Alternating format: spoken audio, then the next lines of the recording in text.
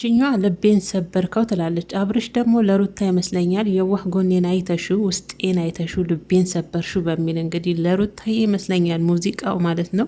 በዚህ አጋጣሚ አብርሽዬ ሩታ እንኳን የዋህ ጎንን አይታ የሰበረች አይነት ልጅ አልነበረችም። ያው መጨረሻው ባያምርም በዛ ልክ ባንጠብቀውም ሩታማ የዋህ ጎንን አይታ ከዛሬ ነገ ይመለሳል ብላ ብዙ እድል ሰጣህ ነበር። እድሉን አልተጠቀምክበትም። ያው በመጨረሻ ያው ተበላሸ። እንዳይሆን አድርጋችሁ መጨረሻችሁ እዚህ ደረጃ ደረሰ።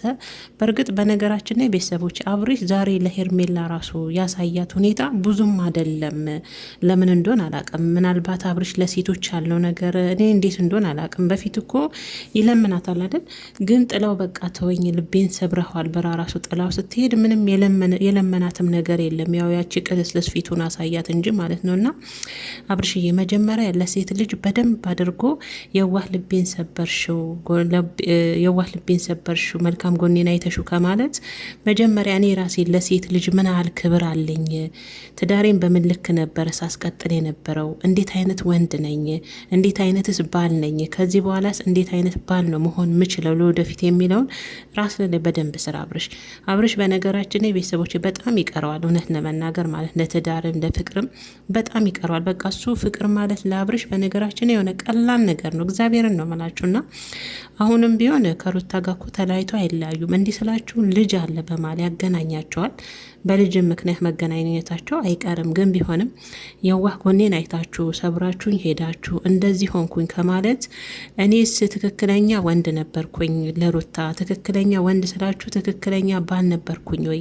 ችግሮቿን አብሬ እየተጋፈጥኩ ነበር ወይ? በሰጠችኝስ እድሎች ተጠቅሜበት ያንን እድል ገፍታ ነው ወይ የሚለውን ራስ ላይ በደንብ ማዳመጥና ራስ ላይ መስራት ይጠበቅባል ብዬ ነው አብርሽዬ እኔን የምጋብዝ ከዚሁ ከስቱዲዮ ማለት ነው። በነገራችን ላይ ቀጥታ ለሩታ ነው የዋህ ጎኔን አይተሽው ልቤን ሰበርሽው በሚል ሙዚቃ ነው እንግዲህ አብርሽ ያ ጎርደድ ሲል ያየው። ጥችኛውም ደግሞ ልቤን ሰብረኸው በሚል ሁለቱም የተሰበሩ ናቸው። በነገራችን ላይ የትኛው ያልተሰበረ እንደሆነ በነገራችን ላይ አብርሽና ሄርሜላ በሩታ ልክ አልተሰበራችሁ እግዚአብሔርን በሩታ ልክማ አልተሰበራችሁም። እውነት እንነጋገር ከተባለ እንደ ሩታ እኮ የተሰበረ ሰው የለም። እኔ መጨረሻው ላይ ያው ለፍቅር የሰጠችው ቦታ ትዳሯ ልታስተካክል ነው ብዬ ጓጉቼ ስለነበር እዛ ቦታ ላይ አናደደችኝ ሩታ እንጂ እውነት ለመናገር እንደ ሩታ የተጎዳ የተሰበረ ልብ የለም። አንቺን ብትሆኝ እኮ በግድ ሙጥኝ ምጅግር ያልሽው ላይ ሚስቱ መታ ያው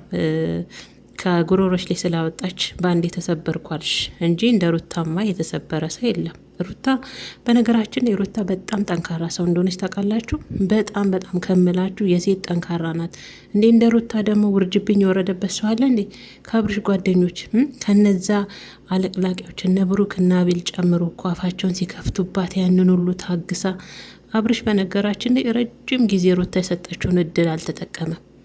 ምን ያደርጋል በእጅ ያዙት ወርቅ እንደ መዳብ እንደሚባል ሆነ። ያው መጨረሻቸው አላማረም እንጂ መጨረሻቸው ቢያምርና ወደ ፍቅራቸው ወደ ሰላማቸው ተመልሰው በፍቅር በሰላም ቢመጡልን ደስ ይለን ነበር። ግን ደግሞ አልሆነም። ሩታ ግን ከውስጧ በቃኝ ብላለች። በቃ ለዛ ይመስለኛልና አብርሽዬ ሩታ እንኳን የእናንተን ያህል አላለቀሰችም። አዎ ሁሉም ለየራሱ ተሰብሯል። ግን ቢሆንም የሩታን ያህል አልተሰበራችሁ። የእውነት አንቺኛዋ ደግሞ አታልቅሽ። የሰው ባል ነው ተሰበርኩ አትበይ። የራስሽ አይደለም መጀመሪያም ይህ ማስቲካ የሆነች ልጅ እንደች መዥገር ምንድነው ተሰበርኩኝ? አንቺ እኮ ተሰበርኩ ብለሽ እኮ ሚዲያ ላይ መውጣት ያለብሽ ሰው አልነበርሽም ሄርሜላ። በነገራችን ምክንያቱም የሰው ባል ነው መጀመሪያ አምነሽበት ፈቅደሽበት ነገር ልክ በአንድ ቀን ከህይወታችን ውጭ እንዳለሽ ሁሉ እንደሚያስወጣሽ አምነሽ የገባሽበት ነገር ስለሆነ አንቺም ከሩታ እኩል ልቤ ተሰብሮ እያልሽ ያታለቃሽ ሚዲያው ላይ አትምጭ። እንደዚህ እያልሽ እንደውም አትምጭ። ሼም ነው ሄርሜላ ሞች ሼም ነው። የሰው ባል ላይ ልቤ ተሰበረ አይነፋም። እግዚአብሔርን ነው የምልሽ። እንደዚህ አትበይ።